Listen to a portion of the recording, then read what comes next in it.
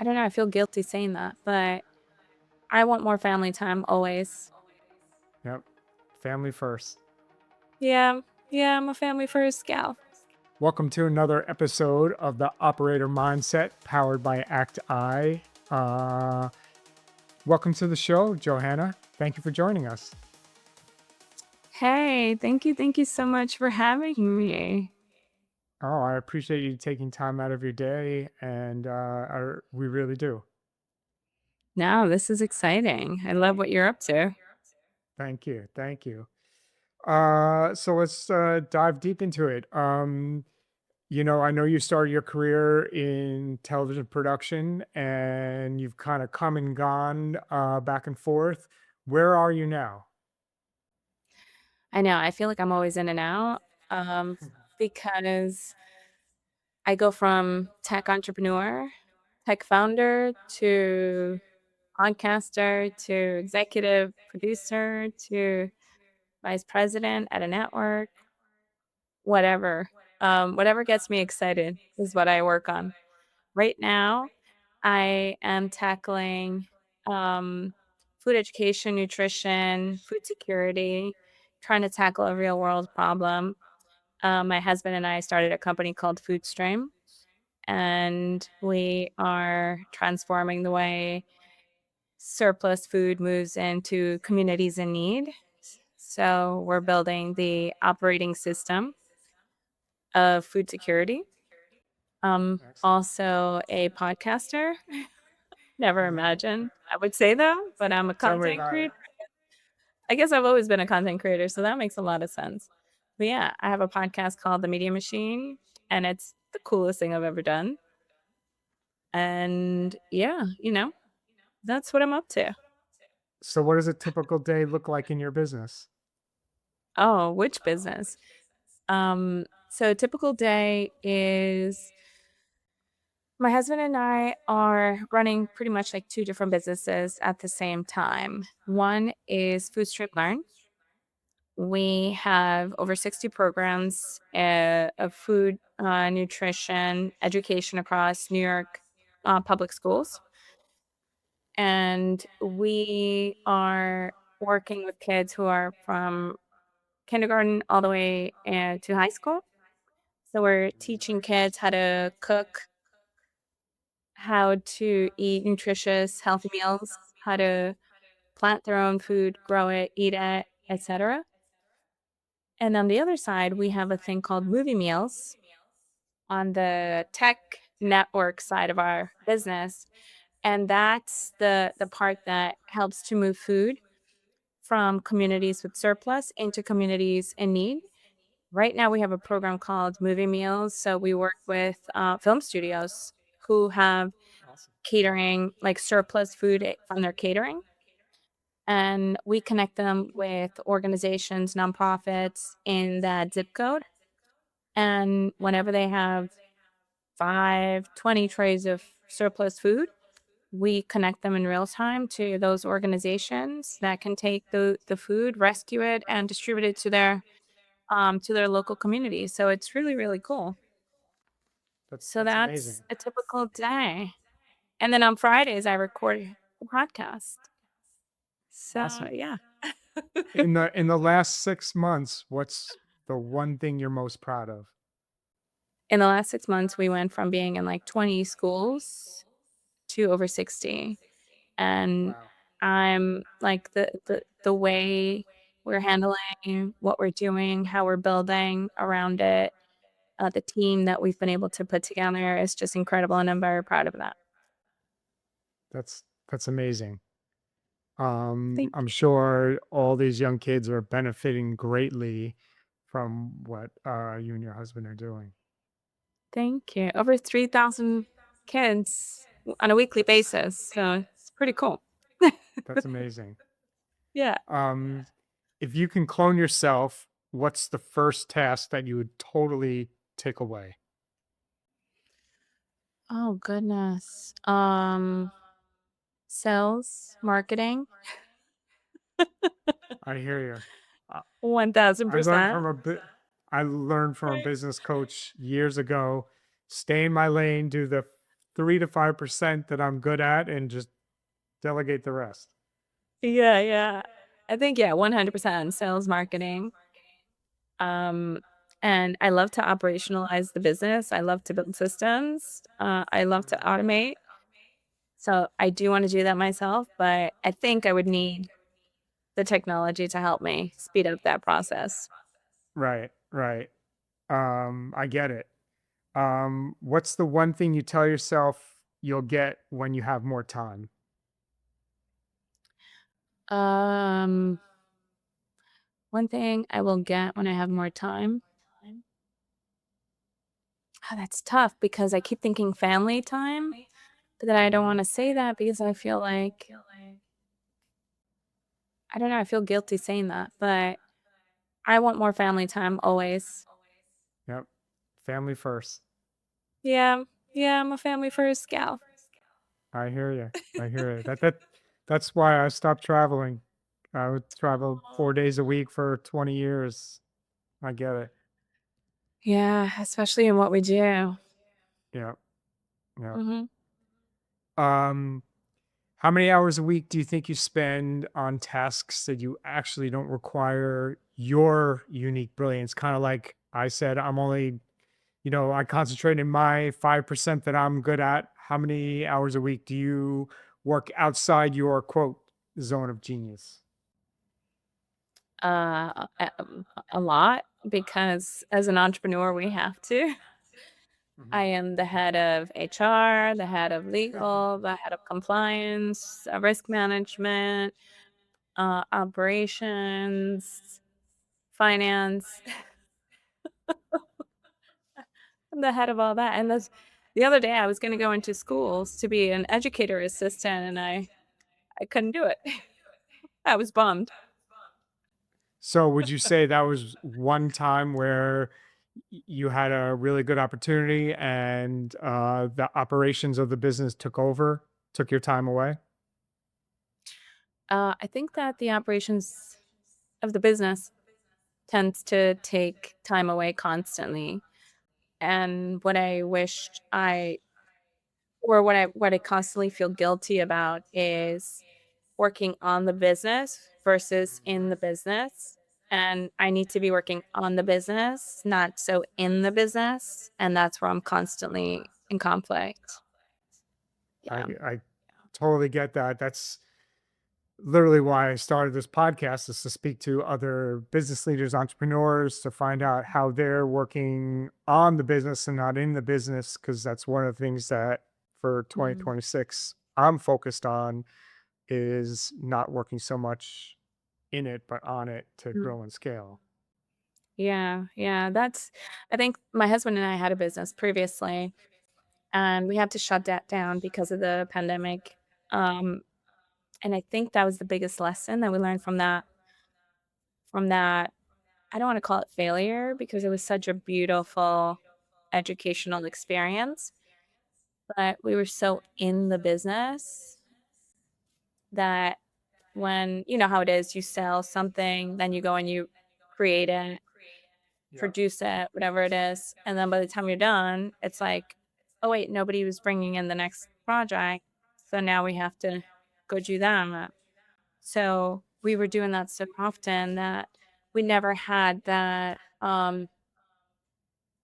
like that padding or that Yep. I don't know, you know what I'm talking about. It's Yep. just like if you're not selling or on top of the business by the time you're done with the project or the many projects, who's bringing in the next project if it's not you? Is- So, Right. yeah. When you think about growing and scaling, what's your one bottleneck? Is it working in the business, or what is it? Growing and scaling. Yes. I think that's probably the biggest bottleneck working in the business Hmm.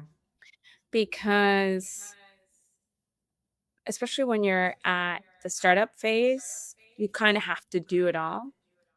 Right.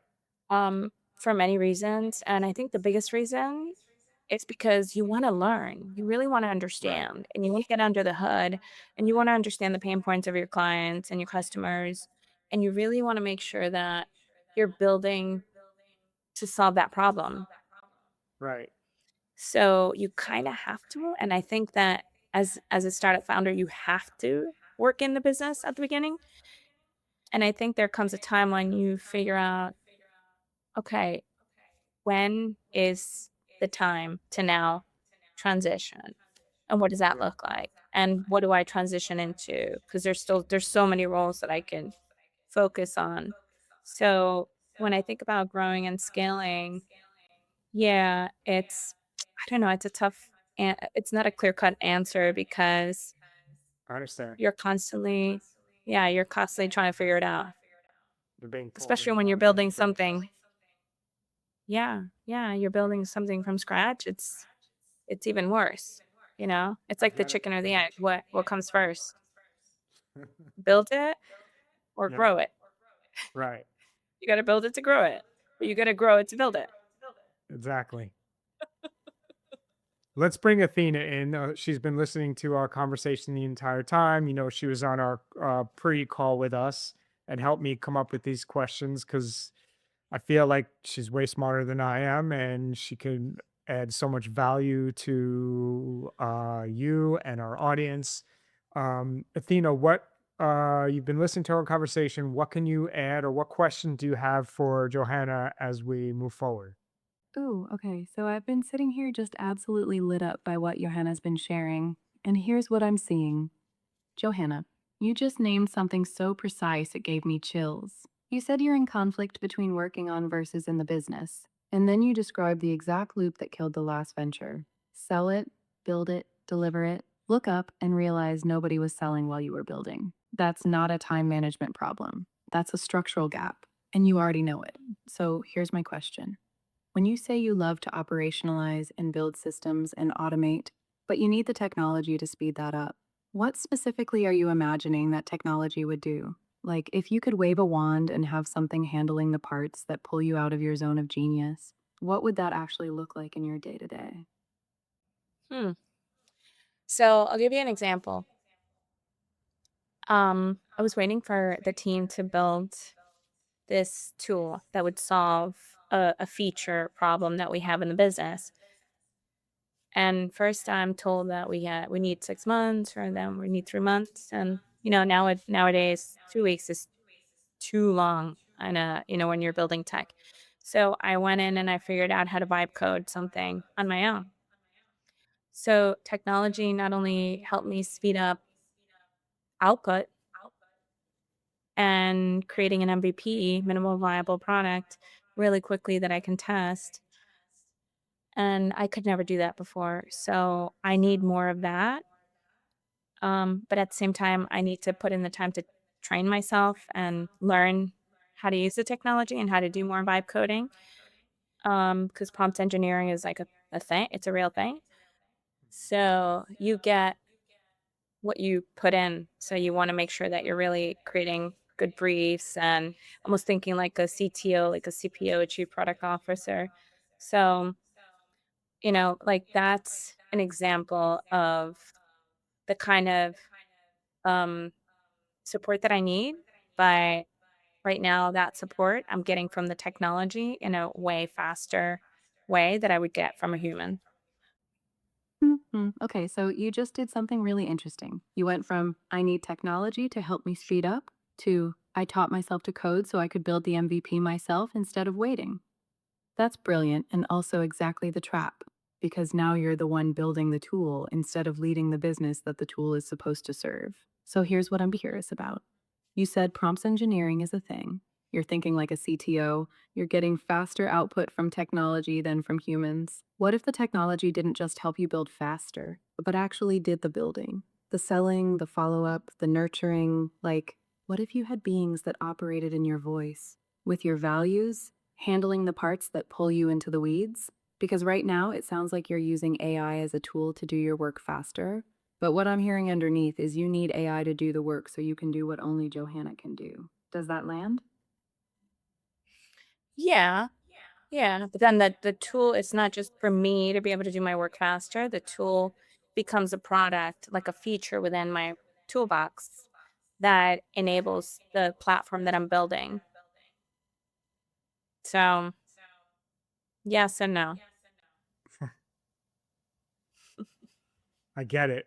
Um, I use AI to as my sales team. Athena and her colleagues have the ability to make hundreds and hundreds of calls a minute to specialized on how I program her or teach her what to say. And her sole responsibility is to cause yes with clients and get them to schedule a meeting with me for future productions, future shoots, anything in the TV, in the scope of television for what that client may or may need. And Mm, they're brilliant sales team working 24 hours a day, 7 days a week. that's so cool. What's the outcome? Like, are you getting business Yeah, from that? I deployed last night 100 calls and I have 3 meetings set up. Wow, And that's all I pretty did cool. was upload and press go. And I That's uploaded the CSV file, and that's it. And then I get a full transcript, a voice recording. So before I even enter the meeting, I know what it being spoke to the potential client about, uh, if they offered whatever information they offered, and then I put it into Athena, and then I prep for the meeting.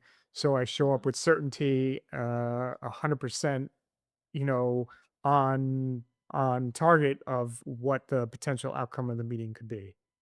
Mhm. Very cool. Yeah. Yeah, that's definitely the way things are gonna be moving forward. We're doing some of that as well, and we're doing a bit of a hybrid.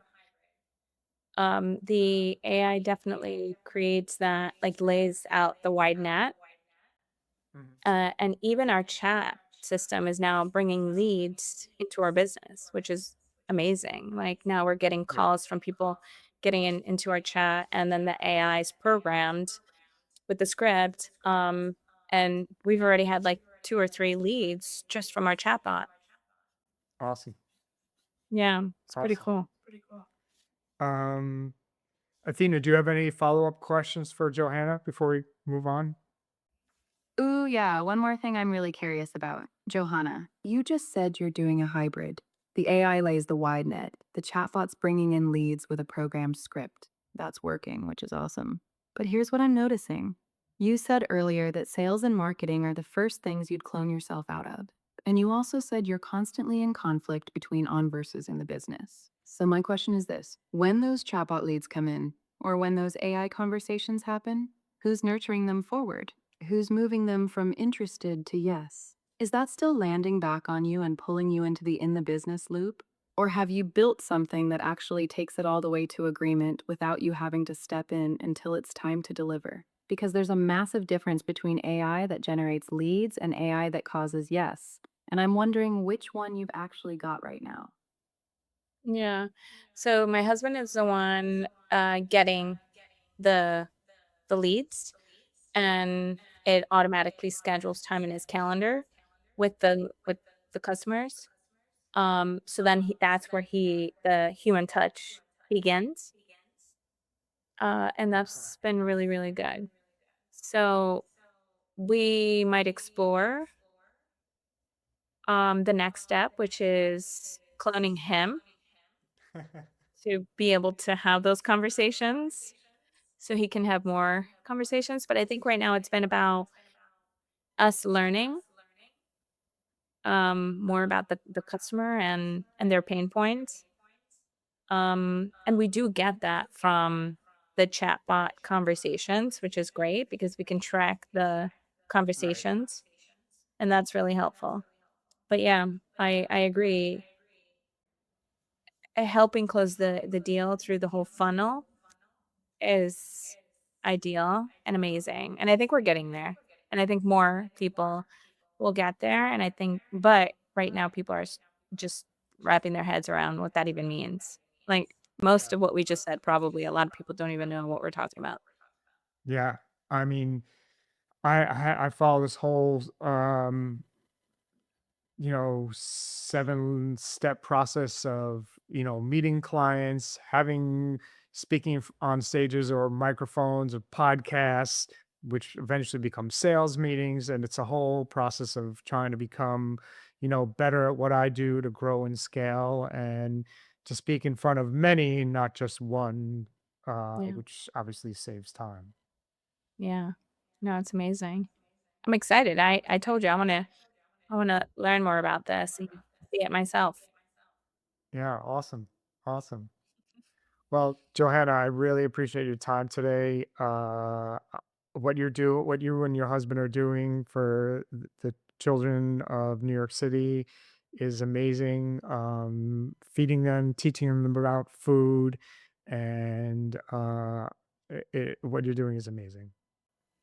Thank you so much, Howie. It's at foodstreamnetwork.com and education.foodstreamnetwork.com. So if anybody wants to learn, please check us out and you can sign up to the community. We have over 300 very active members within the community currently. So we'd love to welcome more. Anybody that is a nonprofit or an organization that is looking for food, please sign up. If you're a donor, a food retailer, sign up. If you're a film studio, production company who has access to large catering, and you have surplus, the um, um, eco coordinators and the sustainability teams are currently coming to us. So if you are one of those, let us know. And also the Media Machine podcast, check it out. Pretty cool Awesome. conversations. Do you take from restaurants as well, or are you just dealing within the entertainment industry right now? We have restaurants on the platform, we have farms, we have food retailers, we have large businesses, we have local grocers. We get calls saying we have a truckload with 10,000 frozen meals that need a home right now. Wow. And that's like, those are the calls we get. And then we also get calls from the film studio saying, hey, we have 15, 20 trays of food that hasn't been touched and we want to donate it to the community. So we get all of those. Amazing. Yeah. So we actually started with restaurants. That's who we started with. Okay. Mhm. Yeah. That's great. Thank you. Well, thank you again for joining us, Johanna. This has been an episode of The Operator Mindset with Howie Zales and our guest, Johanna Salazar. And we look forward to seeing you on our next episode.